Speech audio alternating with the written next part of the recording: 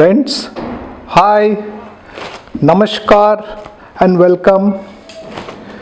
Today we have moved on from the second decade, war and pandemic, to the third decade, the 1920s. This is a period of relative peace, prosperity, etc., and certain economies started booming. Actually, the world wanted to move on from the devastation of war and pandemic and started rebuilding. During this decade, there was lot of advancement in the field of entertainment, aviation, etc. At the same time, in this decade, communist parties started getting formed in different countries, being inspired from the Russian example and Communist Party's success there. Also, this decade saw another style of government also emerging, that is the far right-wing fascist or national socialist Nazi style. With this background, let us just see what is happening across the world. Let us first begin with what is happening in India. Gandhiji, who has come back from South Africa and is now in India, starts a mass movement of peaceful non-cooperation, or the Satyagraha movement. This is a movement which he had a large amount of success in South Africa. This movement starts in India in 1920. The aim is to get full independence from the British. From the point of view of the Indian independence movement, this is of great significance because this movement catapults Gandhiji as the primary leader of Indian independence, and there was mass participation from the general public of India. This movement went on from 1920 till March 1922, when Gandhiji stopped the movement due to an event of violence in Chauri Chaura in UP.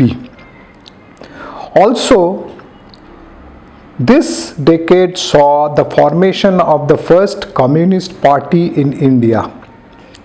This was formed in Kanpur in November 1925 by the communist leaders like S.A. Dange, Muzaffar Ahmed, etc. Naturally, the British did not like the formation of the Communist Party, and although the communist movement officially started, British government came down heavily on the communists and rounded up the communists, around 35 of the Communist Party leaders and workers, in the year 1929, and started a famous conspiracy case known as the Meerut conspiracy case. We have all heard about the firebrand revolutionary Bhagat Singh, or he is known as the Lion of Punjab. Bhagat Singh became famous in the 1920s mainly because of two events. The first happened in the year 1928. He was involved and participated in the killing of John Saunders, a British police officer. This was in retaliation to the beating and subsequent death of Lala Lajpat Rai, the most respected and senior-most Congress leader of Punjab. Then again in the year 1929, Bhagat Singh, along with his revolutionary colleague Botukeshwar Datto, exploded two bombs in the National Assembly in Delhi while the assembly session was in force. Afterwards, both the revolutionaries surrendered to the British police. Moving on from India, we see what is happening to our neighbors in China. China, as you already know, has been a republic since 1911, when they overthrew the Qing dynasty. This republic was controlled by Kuomintang party led by Chiang Kai-shek. But in the early 20s, Communist Party of China was also established under the leadership of Mao Zedong, and the Kuomintangs and the communists were involved in a long struggle as to who would ultimately rule China. But for the present, let us only remember that the Chinese civil war between the Kuomintangs and the communists started in the year 1927. From Asia, let us go to Europe. And in Europe, first, let us visit United Kingdom or Great Britain, our rulers of the time. In 1922, Ireland breaks away from United Kingdom and forms the Free State of Ireland, and immediately they are involved into a civil war. This civil war went on till 1923, when Eamon de Valera, one of the faction leaders, emerged victorious, and he became the first president of the Irish Free State. In 1923, Britain gets its first Labour government. The Labour Party was formed only about 25 years back. It was formed precisely in the year 1900. This was a party of the trade unionists and the left-leaning politicians of United Kingdom. Of course, this was not a communist party, but it was a social democrat type of government. When they formed the government in 1923 under the prime ministership of Ramsay MacDonald, the Indian freedom leaders thought that this could be an advantage, having a Labour government in the United Kingdom. Only time will tell whether their thought was correct or not. Moving on to Central Europe, we stop over in Germany, the country which was badly defeated in the First World War, and see what is happening there. After the defeat and the ignoble Treaty of Versailles, Kaiser Wilhelm II, the German emperor,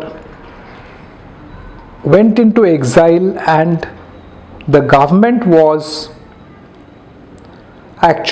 the country was reconstituted, and the government was managed by a republic called Weimar Republic. This republic was a weak republic, and they started rebuilding Germany after the First World War, but somehow their efforts met with the worst inflation of the world, and by 1922-23 the German mark, which was the local currency, has become worthless. The survivor corporal Adolf Hitler has moved his base from Vienna to Munich in the early 1920s, and by 1922-23 he became leader of a political party called National Socialist Party, or in other words the Nazi Party. In 1923, Adolf Hitler attempted a coup to overthrow the Bavarian government in Munich. This is known in history as the Munich Putsch. Of course, this coup attempt failed, and for that Hitler was jailed. While in jail, Hitler wrote his book. The German title is Mein Kampf, and the English translation of the book is My Struggles. This book contains the Nazi ideology, the infamous Nazi ideology which shook the world for the next decade and a half. Elsewhere in Europe, in Italy, in 1922, Benito Mussolini and his fascist party come to power through election and forms the government there. This was the first time that a fascist government was formed anywhere in the world. Now we move from Europe and cross the Atlantic and quickly see what is happening in the United States of America. In the 1920s, America is booming, after the First World War, and there is tremendous advancement in the field of entertainment, aviation, etc., and the stock market in New York is also booming. Before going into those, let us find out what has happened and how President Woodrow Wilson passes a bill for women's empowerment. You see, women in USA did not have the voting rights till the year 1919. In 1920 this changed. Woodrow Wilson passed a law allowing the women their voting rights, and this led the way for women's empowerment, which is at present very much visible in the United States.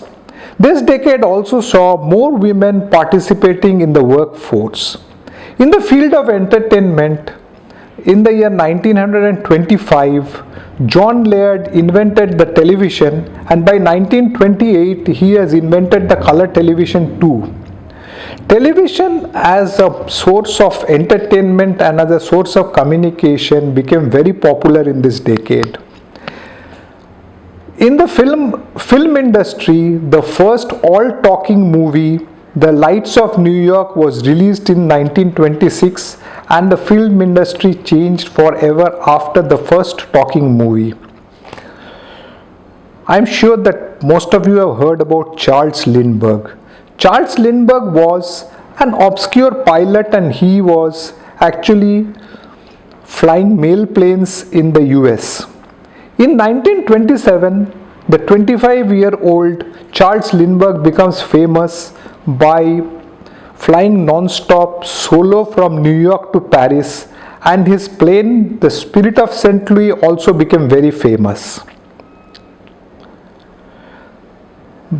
Before this booming decade ended, an event occurred which turned the economic boom into doom.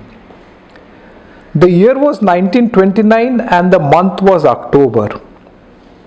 Around 24th October, the stock market in Wall Street crashed, and apart from ruining many people, it also sent the world into the Great Depression, or the greatest recession, about which we still talk today. This depression ran well into the 1930s, and how the world overcame the depression is the story for the next episode. Time for me to take leave. Bye, namaskar, and thanks. And before I go, just a reminder to you all about the COVID vaccination.